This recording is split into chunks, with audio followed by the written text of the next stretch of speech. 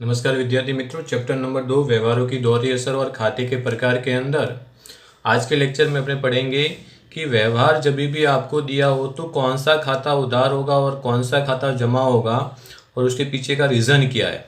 Okay, तो first of all आपको क्या करना है कि आपके पास जो भी व्यवहार है उस व्यवहार के अंदर खातों को पहचानना है।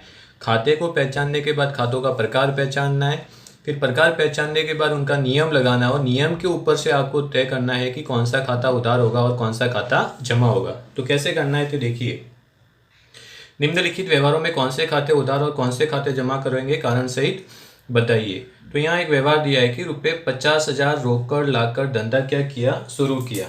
राइट, तो यहाँ उन्होंने क्या किया है, तो एक खाता कौन सा खाता है, दिख रहा है आपको, रोकड़ खाता दिख रहा है आपको, राइट है। और दूसरा खाता लाकर धंधा शुरू किया, तो धंधा शुरू किया तो दूसरा खाता कौन सा होगा, पूंजी खाता। तो यहाँ पर दो खाते हुए, एक खाता कौन सा हुआ, पूंजी खाता, और एक खाता कौन सा आया, रोकड़ खाता। क्लियर। तो सबसे पहले व्यवहार में आप लोगों को क्या पहचानना है कि कौन से दो खाते हो रहे हैं, राइट। अब खातों को पहचानने के बाद फिर उनके प्रकार को अपने पहचानेंगे। जैसे रोकड़ खाता, तो रोकड़ खाता ये कौन सा खाता है, माल संपत्ति खाता है, राइट है। कौन सा खाता है, माल संपत्ति खाता। और पूंजी खाता ये कौन सा खाता है, तो पूंजी खाता ये कौन सा खाता हुआ, व्यक्तिगत खाता हुआ। कौन सा खाता आया, व्यक्तिगत खाता। ओके। अब माल संपत्ति खाते का नियम क्या है, माल संपत्ति खाते का नियम है आए तो उधार करें, जाए तो जमा करें। तो यहाँ रोकड़ लाकर धंधा उन्होंने शुरू किया, यानी रोकड़ धंधे के अंदर क्या कर रही है, आ रही है, यानी नियम क्या लगेगा, आए तो उधार। क्या नियम लगेगा, आए तो उधार, राइट। पूंजीगत खाता यानी कौन सा खाता, व्यक्तिगत खाता। तो व्यक्तिगत खाते का नियम क्या है, पाने वाले को उधार करें, देने वाले को जमा करे। तो यहाँ ये रोकड़ कौन दे रहा है, धंधे का मालिक दे रहा है। किसको दे रहा है, धंधे को दे रहा है। तो धंधे का मालिक कौन हुआ, देने वाला हुआ। तो देने वाले क्या खाते क्या करेंगे, जमा करेंगे। तो देने वाले खाते जमा, पाने वाले को उधार करें और देने वाले खाते को क्या करें, जमा करें। तो अब आपको पता चल गया होगा कि यहाँ पर जो रोकड़ खाता जो है वो रोकड़ खाता क्या होगा, उधार होगा, और पूंजी खाता जो है पूंजी खाता क्या होगा, जमा होगा। क्लियर। तो इस प्रकार व्यवहारों के अंदर कौन से खाते रिलेटेड हैं, खातों के प्रकार कौन से हैं, नियम कौन सा है, और नियम के ऊपर से कौन सा खाता उधार होगा और कौन सा खाता जमा होगा, उनको अपने को समझना है। तो चलिए अपने एक उदाहरण द्वारा इसको व्यवस्थित और ज़्यादा समझते हैं। तो यहाँ देखिए, आपके पास कुछ व्यवहार दिए हैं और व्यवहारों से रिलेटेड एक चार्ट मैंने तैयार किया है, जहाँ पर व्यवहार, खातों के नाम, खातों के प्रकार, खातों के नियम और उधार और जमा कौन सा खाता होगा वो अपने को क्या करना है, दर्शाना है। क्लियर। तो चलिए स्टार्ट करते हैं। ₹10,000 की जसलीन के पास से लोन ली। तो बताइए कौन कौन सा खाता है। तो एक तो नाम दिख रहा ही है आपको, जसलीन का खाता, और लोन लिए तो कौन सा खाता आएगा, रोकड़ का खाता। ओके, आपके पास में क्या आएगी, रोकड़ आएगी। तो यहाँ लिखेंगे एक खाता कौन सा, रोकड़ का खाता, और दूसरा खाता कौन सा, जसलीन का खाता। ओके, दूसरा खाता कौन सा हुआ, जसलीन का खाता। अब अपने खातों के प्रकार को पहचानेंगे। लास्ट लेक्चर के अंदर मैंने आपको बताया था कौन से खाते का किसके अंदर समावेश होता है। तो रोकड़ खाता ये कौन सा खाता है, माल संपत्ति खाता है। रोकड़ खाता कौन सा खाता आया, माल संपत्ति खाता। और जसलीन कौन है, व्यक्ति है, कुदरती व्यक्ति है, व्यक्ति का खाता यानी कौन सा खाता, व्यक्तिगत खाता। ओके, तो ये कौन सा खाता हुआ, व्यक्तिगत खाता हुआ। अब खातों का नियम क्या है, माल संपत्ति खाते का आए तो उधार करें, जाए तो जमा करें। तो यहाँ आपने क्या किया है, जसलीन के पास से लोन ली है। लोन लेंगे तो रोकड़ धंधे में क्या करेगी, आएगी। तो नियम क्या कहता है कि आए तो क्या करें, उधार करें। क्या करें, आए तो उधार, राइट। उसके बाद जसलीन, यहाँ जसलीन के पास से लोन लिए, तो जसलीन का खाता कौन सा खाता है, व्यक्तिगत खाता है। तो व्यक्तिगत खाते का नियम क्या है, पाने वाले को उधार, देने वाले को जमा। तो यहाँ पाने वाला कौन है, यहाँ पाने वाला कोई नहीं है, जसलीन कौन है, देने वाली है। जसलीन के पास से लोन ली तो जसलीन कौन हुई, देने वाली। तो नियम क्या करेगा, देने वाले खाते क्या करें, जमा करें। तो लिखेंगे देने वाले को जमा, देने वाले को क्या करेंगे, अपने जमा करेंगे, राइट। तो अब आपको पता चल गया कि यहाँ पर रोकड़ खाता क्या होगा, उधार होगा। रोकड़ खाता क्या होगा, उधार। तो लिखेंगे रोकड़ खाता क्या होगा, उधार।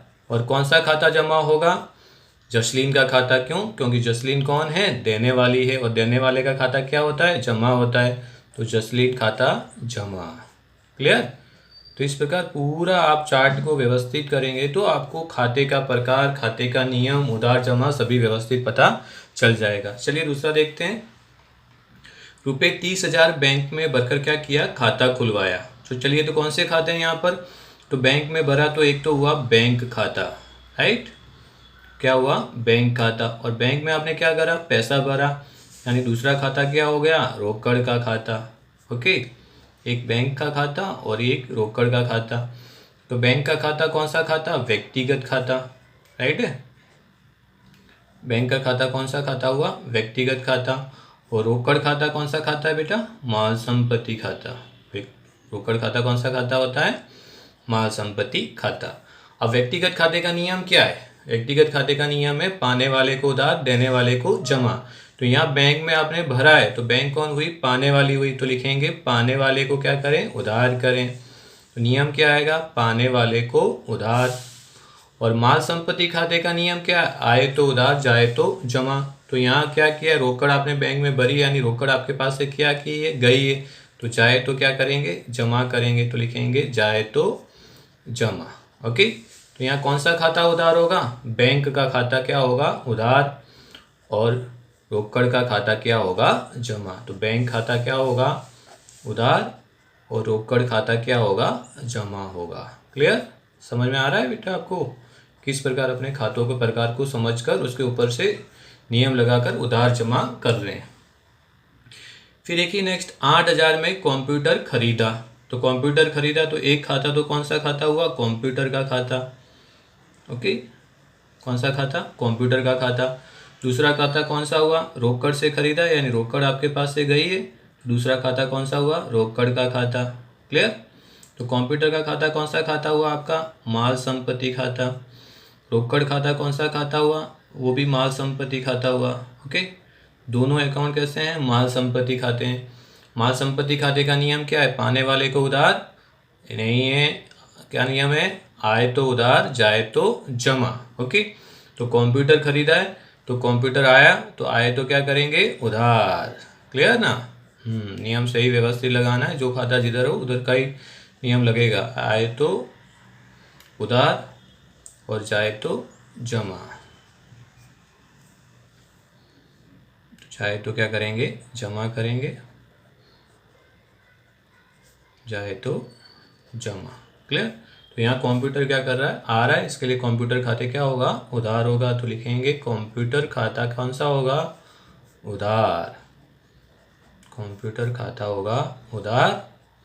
और रोकड़ जारी है तो रोकड़ खाता क्या होगा? जमा होगा। तो रोकड़ खाता लिखेंगे जमा।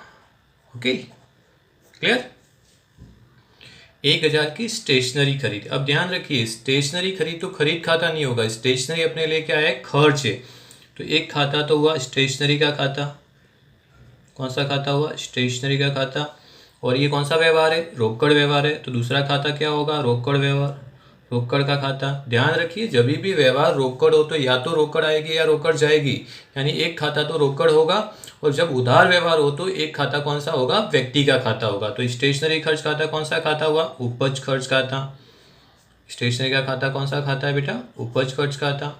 और रोकड़ का खाता कौन सा खाता हुआ? माल संपत्ति खाता। क्लियर? अब उपज खर्च खाते का नियम क्या कहता है? कि खर्च हो, नुकसान हो तो उसको क्या करें? उधार करें। और माल संपत्ति खाते का नियम क्या कहता है? कि आए तो उधार, जाए तो जमा। तो यहाँ खर्च हो रहा है तो खर्च को क्या करेंगे? अपने उधार करेंगे। तो यहाँ लिखेंगे खर्च को उधार, राइट है। और रोकड़ जारी है, जाए तो क्या करेंगे? जमा करेंगे। तो लिखेंगे जाए तो जमा। क्लियर? तो कौन सा खाता उधार होगा यहाँ पे? स्टेशनरी का खाता क्या होगा? उधार। और रोकड़ का खाता क्या होगा? जमा। ओके, तो लिखेंगे स्टेशनरी खाता क्या होगा आपका? उधार। और रोकड़ खाता क्या होगा आपका? जमा। रोकड़ खाता होगा जमा। क्लियर? तो एक खाता डेबिट और दूसरा खाता क्रेडिट होता है। फिर नेक्स्ट व्यवहार को देखिए ध्यान से। रुपये 20,000 की खरीदी की। अब यहाँ 20,000 की खरीदी की पर किस व्यक्ति से की वो दिया हुआ नहीं है, यानी व्यवहार कौन सा है, व्यक्ति का नाम ना हो तो व्यवहार कौन सा, रोकड़ व्यवहार हुआ। तो यहाँ खरीदी की है तो एक खाता कौन सा होगा, खरीद खाता, या फिर आप माल का खाता भी लिख सकते हो। और दूसरा खाता क्या है, रोकड़ व्यवहार है, तो दूसरा खाता कौन सा होगा, रोकड़ होगा। तो दूसरा खाता कौन सा हुआ, रोकड़ का खाता। अब खरीद खाता कौन सा खाता बेटा, माल संपत्ति खाता। और रोकड़ का खाता भी कौन सा, माल संपत्ति खाता। अब नियम क्या है, आए तो उधार जाए तो जमा। तो खरीदेंगे तो क्या करेगा, माल आएगा, तो लिखेंगे खरीदे में क्या लिखेंगे, आए तो उधार। और रोकड़ क्या कर रही है, जा रही है, तो नियम क्या कहता है, जाए तो जमा। तो यहाँ क्या होगा, खरीद का खाता जो है वो क्या होगा, उधार, और रोकड़ का खाता क्या होगा, जमा होगा। तो लिखेंगे खरीद खाता उधार, ओके। और कौन सा खाता होगा, रोकड़ खाता क्या होगा, जमा होगा। तो यहाँ खरीदी खाता और रोकड़ खाता क्यों उधार हो रहा है, क्यों जमा हो रहा है, उसके पीछे का रीज़न भी आ रहा है। अपने नियम के अनुसार उसको उधार और नियम के अनुसार उसको जमा कर रहे हैं। क्लियर। चलिए नेक्स्ट व्यवहार को देखते हैं। रुपये 30,000 की रमन के पास से खरीदी की। अब यहाँ पर व्यक्ति का नाम है परंतु रोकड़ शब्द नहीं है, तो व्यवहार कौन सा हुआ, ये उधार व्यवहार हुआ। और उधार व्यवहार के अंदर कंपल्सरी एक खाता कौन सा होता है, व्यक्ति का खाता। तो यहाँ पे आपने क्या किया, खरीदी की है, तो एक खाता कौन सा खाता हुआ, खरीद खाता। और दूसरा खाता कौन सा हुआ, रमन का खाता, क्योंकि रमन के पास से आपने खरीदा है, तो दूसरा खाता हुआ रमन खाता। ध्यान रखें, जब व्यवहार नकद हो, जब व्यवहार संपूर्ण नकद हो, तो उसमें व्यक्ति का नाम आता नहीं है। और उधार व्यक्ति के अंदर एक खाता, व्यक्तिगत खाता कंपल्सरी होगा। तो यहाँ खरीद खाता कौन सा खाता, माल संपत्ति खाता, ओके। रमन का खाता कौन सा खाता हुआ आपका, व्यक्तिगत खाता हुआ। तो लिखेंगे रमन का खाता कौन सा खाता है, व्यक्तिगत खाता है। माल संपत्ति खाते का नियम क्या है, आए तो उधार। तो यहाँ खरीदने से माल क्या कर रहा है, आ रहा है, तो लिखेंगे आए तो उधार। व्यक्तिगत खाते का नियम क्या है, पाने वाले को उधार, देने वाले को जमा। तो यहाँ रमन के पास से आपने खरीदी की है, तो रमन कौन हुआ, देने वाला हुआ, तो लिखेंगे देने वाले को जमा। देने वाले को क्या करेंगे, अपने जमा करेंगे। तो कौन सा खाता उधार होगा, तो यहाँ खरीद खाता क्या होगा, उधार, और रमन का खाता क्या होगा, जमा, ओके। तो लिखेंगे खरीद खाता उधार और रमन का खाता क्या होगा, जमा होगा। क्यों, क्योंकि रमन कौन है, देने वाला है, और नियम कहता है कि देने वाले को क्या करें, जमा करें, राइट। चलिए नेक्स्ट, रुपये 15,000 का माल 18,000 में रोकड़ से बेचा। अब यहाँ पे देखिए, रोकड़ से बेचा तो एक तो खाता कौन सा हुआ, बिक्री का खाता। और रोकड़ से बेचा, बेचेंगे तो रोकड़ क्या करेगी, आएगी, तो एक खाता कौन सा होगा, रोकड़ का खाता। तो यहाँ लिखेंगे एक खाता कौन सा है, रोकड़ का खाता है, और दूसरा खाता कौन सा है, बिक्री का खाता है। क्लियर। इस व्यवहार को अकाउंट की दृष्टि से देखें तो तीसरा एक और खाता होगा कि 15,000 का माल आप 18,000 में बेच रहे हैं, राइट है। तो 18,000 में बेचने से 3,000 का आपको क्या होगा, लाभ होगा। तो आप बिक्री से लाभ भी खाता लिख सकते हो। यहाँ एक खाता होगा बिक्री, यानी संपत्ति बिक्री से लाभ, बिक्री से लाभ का खाता, ओके, वो खाता भी आप लिख सकते हो। तो रोकड़ का खाता कौन सा खाता, माल संपत्ति खाता। बिक्री खाता भी कौन सा, माल संपत्ति खाता। बिक्री से लाभ खाता कौन सा, उपज खर्च खाता। ये कौन सा खाता हुआ, उपज खर्च खाता। अब माल संपत्ति खाते का नियम क्या, आए तो उधार जाए तो जमा। तो बेचने से रोकड़ आएगी, तो लिखेंगे आए तो उधार। क्लियर। और बेचने से माल जा रहा है, तो लिखेंगे जाए तो क्या करेंगे, जमा। और उपज खर्च खाते का नियम क्या कहता है कि खर्च नुकसान को उधार करें और लाभ आए उपज को क्या करें, जमा करें। तो यहाँ उपज खर्च खाते में बिक्री से लाभ क्या करेंगे, अपने जमा करेंगे। तो लिखेंगे उपज को क्या करें, जमा करें। ध्यान रखो, एक ही व्यवहार के अंदर एक से अधिक खाते उधार और जमा हो सकते हैं। तो यहाँ कौन सा खाता उधार होगा, रोकड़ खाते उधार। रोकड़ खाता क्या होगा, उधार। बिक्री खाता क्या होगा, जमा, बिक्री खाता क्या होगा, जमा, और बिक्री से लाभ यानी संपत्ति बिक्री से लाभ का खाता भी क्या होगा, जमा। Okay, right. तो इस प्रकार व्यवहार के अंदर अपने खातों को नाम, खातों के प्रकार और खातों के नियम से खाता उधार और जमा समझ सकते हैं। कुछ और उदाहरण देखते हैं तो और ज़्यादा अपने को व्यवस्थित समझ में आएगा। चलिए नेक्स्ट व्यवहार देखते हैं अपने। तो यहाँ 8,000 का माल 15,000 में नीला को बेचा है। अब यहाँ व्यक्ति कौन सा व्यवहार हो गया, ये उधार व्यवहार हो गया है, राइट। तो किसको बेचा है आपने, नीला को बेचा है। तो एक खाता कौन सा होगा, नीला को होगा, यानी एक खाता लिखेंगे नीला का खाता और दूसरा खाता आपने लिख सकते हैं बिक्री का खाता। यहाँ पे भी आप 8,000 का माल बिक्री से लाभ लिख सकते हो। नीला कौन हुई, कौन सा खाता है, व्यक्तिगत खाता। नीला का खाता कौन सा खाता हुआ, व्यक्तिगत खाता। और बिक्री का खाता कौन सा खाता है, माल संपत्ति खाता। ओके, तो यहाँ व्यक्तिगत खाते का नियम क्या है, पाने वाले को उधार। तो नीला को माल मिला है तो नीला कौन हुई, पाने वाली। तो पाने वाले को क्या करेंगे, उधार। पाने वाले को क्या करेंगे, उधार। और बेचने से माल जाएगा तो नियम क्या कहता है, जाए तो जमा। माल संपत्ति खाते का नियम क्या है, आए तो उधार जाए तो जमा। तो यहाँ कौन सा खाता उधार होगा बेटा, नीला का खाता क्या होगा, उधार होगा। क्यों, क्योंकि नीला कौन है, पाने वाली है। तो लिखेंगे नीला खाते उधार, और बेचने से माल क्या कर रहा है, जा रहा है। तो बिक्री खाता क्या होगा, जमा होगा। ओके, सिंपल सा आपको याद रखना है तो ऐसे भी रख सकते हो कि purchase account is always debit and sales account is always credit. Clear. उसके बाद दिया है कि 2,000 का माल रमन को वापस किया। ओके, तो यहाँ एक खाता कौन सा आया, रमन का खाता, और दूसरा खाता कौन सा है, वापसी का खाता है, राइट। तो यहाँ लिखेंगे रमन का खाता, और दूसरा खाता कौन सा है, माल वापसी खाता है। कौन सा खाता है, माल वापसी खाता। यहाँ रमन कौन सा खाता हुआ, नाम है इसके लिए व्यक्तिगत खाता। रमन का खाता कौन सा खाता, व्यक्तिगत खाता। माल वापसी खाता कौन सा, माल संपत्ति खाता। अब व्यक्तिगत खाते का नियम क्या है, पाने वाले को उधार, देने वाले को जमा। तो यहाँ आपने क्या किया है, रमन को माल वापस किया, तो रमन कौन हुआ, पाने वाला। तो पाने वाले को क्या करेंगे, उधार। तो यहाँ लिखेंगे पाने वाले को उधार, राइट। और माल क्या कर रहा है, जा रहा है। तो जाए तो क्या करेंगे, जमा करेंगे, क्योंकि आप माल वापस कर रहे हो, माल में क्या हो रही है, कमी हो रही है। तो चाहे तो क्या करें, जमा करें।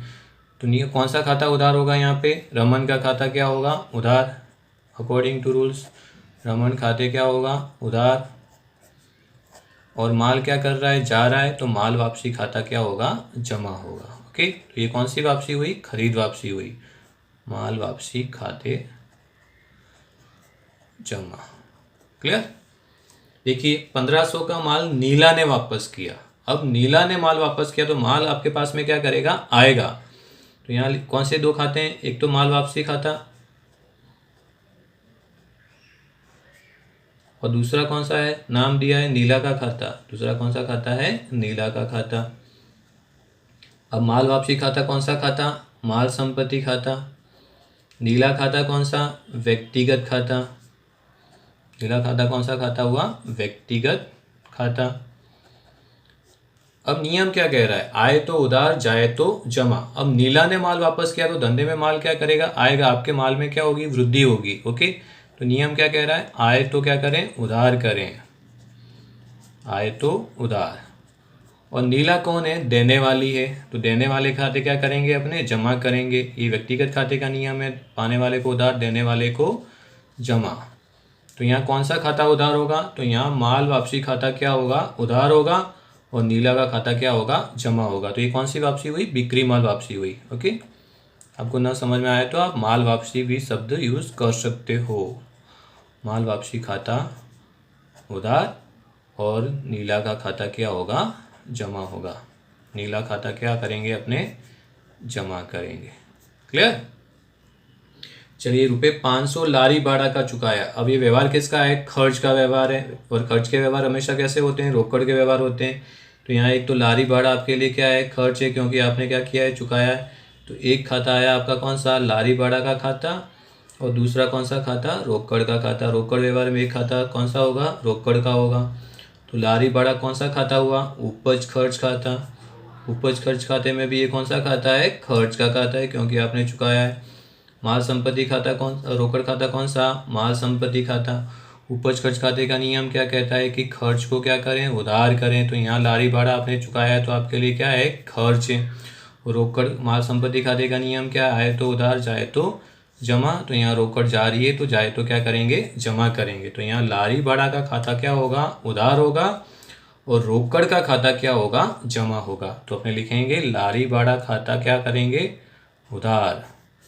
लारी भाड़ा खाता क्या होगा, उधार, और रोकड़ का खाता क्या होगा, जमा होगा। रोकड़ खाता लिखेंगे जमा। क्लियर। देखिए नेक्स्ट व्यवहार, ₹200 का माल आग से नष्ट हो गया। अब इसको ध्यान से समझिए बेटा। यहाँ माल आग से नष्ट हो गया तो एक तो माल के अंदर आपके क्या हो गई, कमी हो गई। तो एक तो आ गया आपका आग से नुकसान हो गया। तो यहाँ लिखेंगे आग से नुकसान का खाता। एक खाता कौन सा हुआ, आग से नुकसान का खाता। और दूसरा आग से क्या किया, माल जल गया है, तो दूसरा खाता होगा आग से जल गया माल खाता। जल गया माल का खाता। अब आग से नुकसान खाता कौन सा खाता हुआ, उपज खर्च खाता, क्योंकि नुकसान हुआ है आपको। नुकसान का समावेश उपज खर्च खाते के अंदर कहते हैं। और यहाँ पर माल में क्या हो रही है, आपके कमी हो रही है, तो ये कौन सा खाता हुआ, माल संपत्ति खाता हुआ। नियम क्या कह रहा है उपज खर्च खाते का, कि खर्च हो नुकसान हो तो उसको क्या करें, उधार करें। तो यहाँ लिखेंगे नुकसान हो रहा है तो नुकसान को क्या करेंगे, अपने उधार। नुकसान को क्या करेंगे, उधार। और यहाँ माल के माल संपत्ति खाते का नियम क्या है, आए तो उधार जाए तो जमा। तो यहाँ माल में क्या हो रही है, कमी हो रही है, यानी माल आपके धंधे में से क्या कर रहा है, जा रहा है। तो जाए तो क्या करेंगे, जमा करेंगे। क्लियर। तो यहाँ आग से नुकसान खाता जो है वो क्या होगा, नुकसान खाता को उधार करेंगे, और माल से जल गया माल खाता है उसको क्या करेंगे, अपने जमा करेंगे। आग से जल गया माल खाता, माल खाता क्या करेंगे, जमा करेंगे, क्योंकि माल में क्या हो रही है, कमी हो रही है। Okay clear. चलिए नेक्स्ट, ₹500 कमीशन के मिले। अब मिला तो आपके लिए क्या हुई गई, उपज हो गई। तो एक तो आपका खाता रोकड़ आएगी क्योंकि मिल रहा है आपको। तो दूसरा एक खाता कौन सा होगा, रोकड़ का खाता। खर्च और आय के व्यवहार हमेशा कैसे होते हैं, रोकड़ के। और दूसरा एक हुआ कौन सी उपज मिल रही है आपको, कमीशन के रूप में मिल रही है। तो दूसरा खाता कौन सा हुआ, कमीशन का खाता। तो रोकड़ खाता कौन सा खाता, माल संपत्ति खाता। कमीशन का खाता कौन सा खाता, उपज खर्च खाता। ओके। तो उपज खर्च खाता और माल संपत्ति खाते का नियम क्या है, आय तो उधार। तो आपको रकम मिल रही है तो रोकड़ आ रही है तो नियम लिखेंगे आय तो उधार। और उपज खाता का नियम क्या कहता है कि आप आय और उपज को क्या करें, जमा करें। तो कमीशन को क्या करेंगे, जमा करेंगे। नियम क्या कह रहा है, उपज को जमा, उपज को क्या करेंगे, अपने जमा करेंगे। राइट है।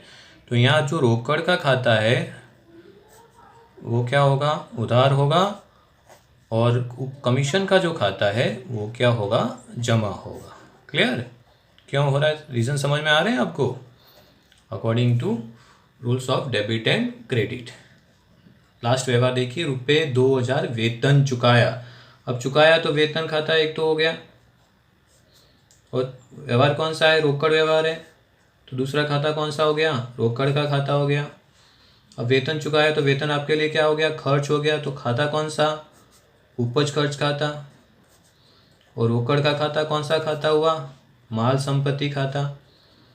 और उपज खर्च खाते का नियम क्या है कि खर्च को क्या करें, उधार करें। तो यहाँ चुकाया है तो वेतन आपके लिए खर्च हुआ, तो खर्च को क्या करेंगे, उधार करेंगे। माल संपत्ति खाते का नियम क्या, आए तो उधार जाए तो जमा। तो यहाँ रोकड़ क्या कर रही है, जा रही है, तो जाए तो क्या करेंगे, जमा करेंगे। जाए तो जमा। तो यहाँ जो वेतन का खाता है वो क्या होगा, उधार होगा। वेतन खाता क्या करेंगे, अपने उधार करेंगे। और रोकड़ जा रही है तो रोकड़ का खाता क्या करेंगे, अपने जमा करेंगे। क्लियर।